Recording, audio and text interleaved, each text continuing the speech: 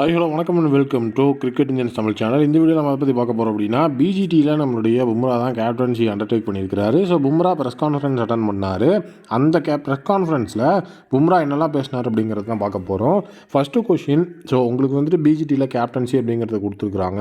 இந்த கேப்டன்சியை பற்றி நீங்கள் என்ன நினைக்கிறீங்க? இது வந்துட்டு உங்களுக்கு அதுவும் ஆஸ்திரேலியாவுக்கு எகெயின்ஸ்டாக வந்திருக்கு. இந்த ஒரு ப்ரெஷர் சுச்சுவேஷனாக தான் இருக்கும் உங்களுக்கு. ஸோ இதை பற்றி நீங்கள் என்ன நினைக்கிறீங்க அப்படின்னு கேட்டதுக்கு, எஸ்பெஷலி நான் வந்து ரோல்ஸ் அண்ட் ரெஸ்பான்சிபிலிட்டிஸ் அப்படிங்கிறத விரும்புகிறவன். சின்ன வயசுலேருந்தே எனக்கு ஏதாவது ரோல்ஸ் அண்ட் ரெஸ்பான்சிபிலிட்டி கொடுத்தாங்கன்னா அதை சக்ஸஸ்ஃபுல்லாக முடிக்கணும் அப்படி தான் நான் நினைப்பேன். ஸோ இதையும் நான் அந்த மாதிரி தான் நினைக்கிறேன். ஸோ அது மட்டும் இல்லாமல் ஒரு டஃப் சுச்சுவேஷனில் நம்மளை கொண்டு போய் விடுறாங்க அப்படின்னா நமக்கு கண்டிப்பாக புது சேலஞ்சஸ் வரும்.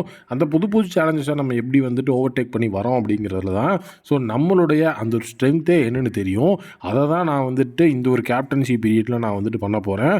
அது மட்டும் இல்லாமல் டீமில் நான் தான் சீனியர் பிளேயர். நானே வந்துட்டு ஒரு மிகப்பெரிய ரோல் அண்டர்டேக் பண்ணுறதுக்கு தயங்கணும்னா என்ன நம்பி எப்படி என்னோடய டீம் மெம்பர்ஸ் வருவாங்க? ஸோ டோட்டலாக நான் கேப்டனாக இல்லைனாலுமே நான் சீனியர் அப்படிங்கிற ஒரு அடிப்படையில் பார்த்திங்கன்னா நான் அந்த இடத்துல ரெஸ்பான்சிபிலிட்டிஸ் எடுத்துக்கணும். அதுக்கு எனக்கு கரெக்டான டைம் வேறு கிடச்சிருக்கு. கண்டிப்பாக இந்த ரோல்ஸ் அண்ட் ரெஸ்பான்சிபிலிட்டி நான் எடுத்து இந்த கேப்டன்சி அப்படிங்கிறத சக்ஸஸ்ஃபுல்லாக கொண்டு போவேன் அப்படிங்கிற மாதிரி சொல்லியிருந்தார். நெக்ஸ்ட் ப்ரிப்பரேஷனை பற்றி கேட்டிருந்தாங்க. ஸோ அதாவது பார்டர் காஸ்கர் ட்ராஃபி அப்படின்னாலே அதுவும் எஸ்பெஷலி பார்த்திங்கன்னா ஆஸ்திரேலியா பீக்கில் இருப்பாங்க. உங்களுக்கு உங்களோட ப்ரிப்பரேஷன் எப்படி இருக்குது? எஸ்பெஷலி பார்த்திங்கன்னா உங்களுடைய ஸ்குவாடில் நிறைய யங் பிளேயர்ஸ் தான் இருக்காங்க. அப்போ உங்களுடைய ப்ரிப்பரேஷன் பிளானில் எப்படி போயிட்டுருக்கு அப்படிங்கிற மாதிரி கேட்டதுக்கு உண்மையிலேயே நீங்கள் சொன்னது கரெக்டு தான். ஸோ டோட்டலி பார்த்திங்கன்னா யங்ஸ்டர் அதுவும் ஆஸ்திரேலியாவுக்கு ஃபஸ்ட் டைம் வர்ற பிளேயர்ஸ் அப்படிங்கிற மாதிரிலாம் டீமில் பிளேயர்ஸ் இருக்கிறாங்க. எங்களுக்கு பார்த்தீங்க அப்படின்னா சீரியஸ் வின் பண்ணணும் அப்படிங்கிறது மேண்டேட்ரியாக இருக்குது. மென்டலி பிளேயர்ஸ் ப்ரிப்பேர் ஆக சொல்லியிருக்கிறேன். ஏன்னா பிளேயர்ஸ் மென்டலி ப்ரிப்பேர் ஆனால் தான் அவங்களோட கான்ஃபிடன்ஸ் அப்படிங்கிறது இன்க்ரீஸ் ஆகும். ஸோ நீங்கள் மேட்ச் ப்ரிப்பரேஷன்ஸ் அப்படின்னு கேட்டிங்கன்னா எங்களுக்கு பிளென்டி ஆஃப் டைம் இருந்தது. ஸோ அந்த டைமை நாங்கள் ரொம்பவே நல்லா யூஸ் பண்ணியிருக்கோம், யூட்டிலைஸ் பண்ணியிருக்கோம். எங்களோட ப்ராக்டிசேஷன்ஸ் எல்லாமே ரொம்பவே எஃபெக்டிவாக தான் போயிட்டு இருந்தது. ஸோ அதனால் எந்த பிரச்சனையும் கிடையாது. ப்ரிப்பரேஷன்ஸ் உண்மையாகவே எஃபெக்டிவாக தான் இருந்திருக்கு அப்படிங்கிற ஒரு விஷயத்தை அந்த இடத்துல சொல்லியிருந்தாரு. ஸோ அடுத்தது நீங்கள் கேப்டனாக இருக்கிறீங்க. ஸோ கேப்டன் அப்படின்னு இருக்கும்போது உங்களுக்கு முன்னாடி டெஸ்ட்டில் சார்ஜ் கேப்டன்ஸ் அப்படின்னா ரோஹித், ஸோ அதுக்கப்புறம் பார்த்தீங்கன்னா விராட் கோலி. ஸோ இவங்களுடைய பிளான்ஸை தான் நீங்கள் இங்கே யூட்டிலைஸ் பண்ண போகிறீங்களா? ஏன்னா ஆஸ்திரேலியா அப்படின்னு வரும்போது விராட் கோலி தான் ரொம்பவே சக்ஸஸ்ஃபுல்லான கேப்டன். ஸோ அவருடைய பிளான்ஸை தான் நீங்கள் இங்கே எக்ஸிக்யூட் பண்ணுவீங்களா? ஏன்னா விராட் கோலி ஸ்குவாடில் இருக்கிறதுனால. ஸோ இந்த ஒரு கொஷினை கேட்குறோம் அப்படிங்கிற மாதிரி சொன்னதுக்கு, எஸ்பெஷலி நான் பார்த்தீங்க அப்படின்னா இந்த காப்பி புக் பிளான் அப்படிங்கிறது எனக்கு சுத்தமாக பிடிக்காது. ஸோ ஆஸ் அ பவுலராக பார்த்தீங்க அப்படின்னா ஒரு பவுலருக்கு எல்லா இடத்துலையும் இன்ஸ்டிங்க்ட் வேலை செஞ்சுட்டே இருக்கணும். ஏன்னா அப்போ தான் உடனே பிளான்ஸை மாற்றி ஸோ மேட்ச்சுக்கு ஏற்ற மாதிரி நம்மளை ப்ரிப்பேர் பண்ணிக்க முடியும். சேம் அதே ஒரு பவுலர்கிட்ட கேப்டன்சி அப்படிங்கிறது வந்ததுன்னா ஸோ அவருடைய அந்த இன்ஸ்டிக்ட் எப்படி வேலை செய்யும் அப்படிங்கிறத இந்த ஒரு சீரீஸில் நீங்கள் பார்க்க போகிறீங்க. ஸோ மேட்ச்சில் பார்த்தீங்கன்னா ஒரு விஷயத்தை யோசிச்சுட்டு அங்கே அப்படியே பண்ணுறது கிடையாது. இன்னொருத்தர் பண்ண விஷயத்தை அப்படியே காப்பி பேஸ்ட் பண்ணுறதும் கேப்டன்சி அப்படிங்கிறது கிடையாது. ரோஹித் அண்ட் விராட் என் கூட இருக்கிறது எனக்கு பலம் தான். பட் அவங்களோட பிளானை அப்படியே நாங்கள் எஃபெக்டிவாக இம்ப்ளிமெண்ட் பண்ணிடுவோம் அப்படின்னா கண்டிப்பாக கிடையாது. டாக்டிக்கல் சேஞ்சஸ் எல்லாம் பண்ணி என்னோட கேப்டன்சியை தான் இந்த ஒரு பிஜிடியில் நான் எஃபெக்டிவாக யூஸ் பண்ணுவேனே தவிர யாரோட பிளானையும் நான் அந்த இடத்துல அப்படியே எஃபெக்ஷியலாக காப்பி பேஸ்ட் பண்ண மாட்டேன் அப்படிங்கிற விஷயத்தில் ரொம்ப ஸ்ட்ராங்காக இருக்கிறாரு பும்ரா.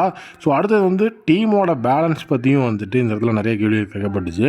ஒரு ஃப்ரெஷ் டீமு நல்லா பார்த்தீங்கன்னா எக்ஸ்ட்ரா எக்ஸ்பீரியன்ஸ் அப்படின்னு இருக்கிற மாதிரியான டீம் நம்மளது கிடையாது. இப்போ தான் full and full fresh faces எல்லாம் வந்திருக்கிறாங்க. டீமோட பேலன்ஸ் இதனால் அடி வாங்கியிருக்கா அப்படின்னு கேட்டால் கண்டிப்பாக கிடையாது. ஏன்னா ஃப்ரெஷ் ஃபேஸஸ் கண்டிப்பாக வந்து தான் ஆகணும். ஸோ அதனால் பார்த்தீங்கன்னா டீம் எப்போவுமே புதுசாக டெபு பிளேயர்ஸ் எல்லாம் உள்ளே வரும்போது அது டீமுக்கு அட்வான்டேஜாக தான் பார்க்கணுமே தவிர அதை நம்ம பெரிய டிஸ்அட்வான்டேஜாக பார்க்கக்கூடாது. ஸோ ஃபீல்ட் செட் அது மட்டும் இல்லாமல் பவுலர்ஸ் எல்லாருமே பார்த்தீங்கன்னா இந்த ஒரு டீமில் எஃபெக்டிவாக தான் இருப்பாங்க. இவங்க எல்லாத்தையுமே நான் பாசிட்டிவாக தான் பார்க்குறேனே தவிர எதையுமே நான் நெகட்டிவாக பார்க்கல அப்படிங்கிற மாதிரி விஷயத்தையும் சொன்னார். ஸோ அதுக்கடுத்தது நீங்கள் உங்களுடைய டீம் மெம்பர்ஸ்க்கு ஒரு மெசேஜ் கொடுக்கணும் அப்படின்னா என்ன மெசேஜ் கொடுக்க போகிறீங்க அப்படிங்கிற கேட்டதுக்கு செமையாக தலைவர் ஆன்சர் பண்ணாப்புல பிலீவ் யூ அப்படிங்கிற ஒரே ஒரு மெசேஜை தான் என்னோடய டீம் மெம்பர்ஸுக்கு நான் கொடுக்க போகிறேன். ஏன்னா ஓ மேலே நீ நம்பிக்கை வச்சாதான் ஸோ டோட்டலி பார்த்தீங்கன்னா எல்லா இடத்துலையும் நம்ம வெற்றி பெற முடியும். ஸோ அந்த இடத்துல நம்ம எக்ஸ்பீரியன்ஸாக ஒரு பிளேயராக மாறணும் அப்படின்னா நம்ம அதிகமாக மேட்சஸ் விளாடணும். அதிக மேட்சஸ் விளாடணும் அப்படின்னா நம்ம பெர்ஃபார்மன்ஸில் செம பிஸ்தாவாக இருக்கணும். நல்ல ஒரு பெர்ஃபார்மன்ஸை கொடுக்கணும். ஓ மேலே நீ நம்பிக்கை வைக்கணும். ஏன்னா உன்னை மோட்டிவேட் பண்ணுறதுக்கு எத்தனை வேணாலும் இருக்கலாம், எத்தனை பேர் வேணாலும் உன்னை மோட்டிவேட் பண்ணலாம். ஆனால் உன்னை நீ மோட்டிவேட் பண்ணி உன் மேலே நீ நம்பிக்கை வச்சு பெர்ஃபார்ம் பண்ணுறதை தவிர அந்த இடத்துல வந்துட்டு பெரிய விஷயம் எதுவுமே கிடையாது. ஸோ டோட்டலி உன்னை நீ நம்பு அப்படிங்கிற என்னோட டீம் பிளேயர்ஸ் எல்லாத்துக்குமே இந்த ஒரு மெசேஜ் தான் கேப்டனாக நான் கொடுக்க விரும்புகிறேன்னு ஒரு மாசான ஆன்சர் கொடுத்தாரு பும்ரா. நெக்ஸ்ட்டு வந்து டைரக்ட் அட்டாக் தான். பிளேயிங் லெவனை பற்றியே கேட்க ஆரம்பிச்சிட்டாங்க. அவங்களுடைய பிளேயிங் லெவன் என்னவாக இருக்கும் அப்படின்னு கேட்டதுக்கு ஸோ பிளேயிங் லெவன் எல்லாமே ரெடி ஆயிடுச்சு. ஸோ நீங்கள் மேட்ச்சுக்கு முன்னாடி வந்து உங்களால் வந்து அதை தெரிஞ்சுக்க முடியும். ஸோ மேட்ச்சுக்கு முன்னாடி தான் நாங்களும் கேட்குறோம் அப்படிங்கிற ஒரு விஷயம் சொன்னதுக்கு மேட்ச்சுக்கு முன்னாடி தான் டாஸ் போட்டதுக்கப்புறம் அதை நீங்கள் நாளைக்கு தெரிஞ்சுக்குவீங்க அப்படிங்கிற ஒரு விஷயத்த அந்த இடத்துல சொல்லியிருக்கிறாரு.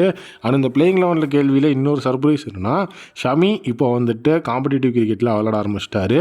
ஹோப்ஃபுல்லி வந்து பார்த்தீங்கன்னா அவருடைய இன்ஜுரி ஸ்டேட்டஸை டீம் க்ளோஸ்லி வாட்ச் பண்ணிட்டு இருக்காங்க. அவர் ஃபுல்லி ஃபிட்டுங்கிற விஷயம் வந்துருச்சுன்னா நீங்கள் இந்த பிஜிடிலேயே ஷமியை பார்க்க முடியும் அப்படிங்கிற ஒரு ஹிண்ட்டையும் அந்த இடத்துல ஓப்பனாகவே வந்து நம்மளுடைய பும்ரா சொல்லிட்டாரு.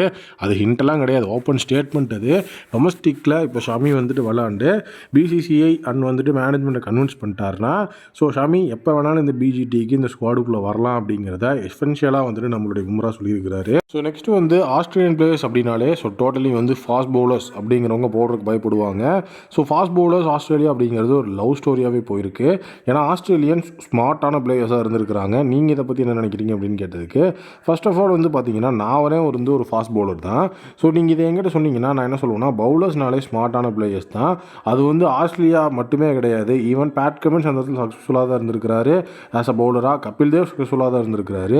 ஏன்னா பவுலர்ஸ் அப்படின்னாலே அவங்களுக்கு வந்துட்டு எக்ஸ்ட்ரா ஸ்மார்ட்னஸ் அப்படிங்கிறது கண்டிப்பாக இருக்கும். அவங்களுக்கு வந்துட்டு நிறைய இடத்த வந்து இன்ஸ்டிங்க்டாக பார்ப்பாங்க. அப்படி இருக்கும்போது அந்த ஒரு இடத்துல வந்து ஆஸ்திரேலியானாலே ஃபாஸ்ட் பவுலர்ஸ் அடிச்சிருவாங்க அப்படிங்கிற மாதிரி விஷயத்தெல்லாம் யாருமே நம்ப மாட்டாங்க. ஏன்னா அன்னைக்கு நமக்கு தான் வந்து வேறு லெவலில் கான்ஃபிடன்ஸ் இருக்குது. நம்ம நல்ல ஒரு பெர்ஃபார்மன்ஸை கொடுத்துட்ருக்கோன்னா எந்த டீமை வேணாலும் உங்களால் வீழ்த்த முடியும். அதுவும் எஸ்பெஷலி ஃபாஸ்ட் பவுலர்ஸால் வேறு லெவலில் வந்து கேமே திருப்ப முடியும் அப்படிங்கிற ஒரு விஷயம் இருக்குது. அதனால தான் நானே வந்து ஃபாஸ்ட் பவுலிங் அப்படிங்கிற அந்த ஒரு விஷயத்தை சூஸ் பண்ணேன். ஸோ அதனால் வந்துட்டு இந்த ஒரு மாதிரியான பயங்காட்டுற வேலைலாம் வேணாம் அப்படிங்கிற மாதிரி ஒரு ஆன்சர் தான் இருந்தது அது. ஸோ நெக்ஸ்ட்டு வந்து பார்த்தீங்கன்னா நீங்கள் வந்து இப்போ ஹோம் சீரியஸே வந்து லாஸ் பண்ணிட்டு வந்திருக்கிறீங்க. அதை பற்றி என்ன நினைக்கிறீங்க அப்படின்னு கேட்டதுக்கு ஃபஸ்ட்டு வந்து நீங்கள் ஒரு விஷயத்தை புரிஞ்சுக்கணும். ஒரு மேட்சை நம்ம வின் பண்ணாலும் சரி லூஸ் பண்ணாலும் சரி நெக்ஸ்ட் மேட்ச் நம்ம ஜீரோலேருந்து தான் ஸ்டார்ட் பண்ணணும். அது வின்னோ லூஸோ ஜீரோ அப்படிங்கிறது தான் நம்ம ஸ்டார்ட் பண்ணுவோம். ஸோ அந்த மாதிரி தான் ஹோம் சீரியஸ் லாஸ் அப்படிங்கிறதெல்லாம் நாங்கள் இங்கே பெருசாக எடுத்துக்கிறது கிடையாது. நியூ டீம் நியூ மைண்ட் செட்டோட தான் இந்த மேட்ச் ஆட வந்திருக்கோம். கண்டிப்பாக நியூ ரிசல்ட்ஸ் கொடுப்போம் அப்படின்னு சொல்லி ஒரு கான்ஃபிடென்ஸோடு அந்த ப்ரெஸ் கான்ஃபரன்ஸ் முடித்தார் நம்மளுடைய பும்ரா. ஸோ கண்டிப்பாக தலைவர் செம கான்ஃபிடென்ஸில் இருக்கிறாரு. இதே கான்ஃபிடென்ஸோடு போனால் வெற்றி நமக்கு தான். இதை பற்றி நீங்கள் என்ன நினைக்கிறீங்க அப்படிங்கிறத உங்கள் கமெண்ட் செக்ஷனில் மறக்காமல் கமெண்ட் பண்ணுங்கள்.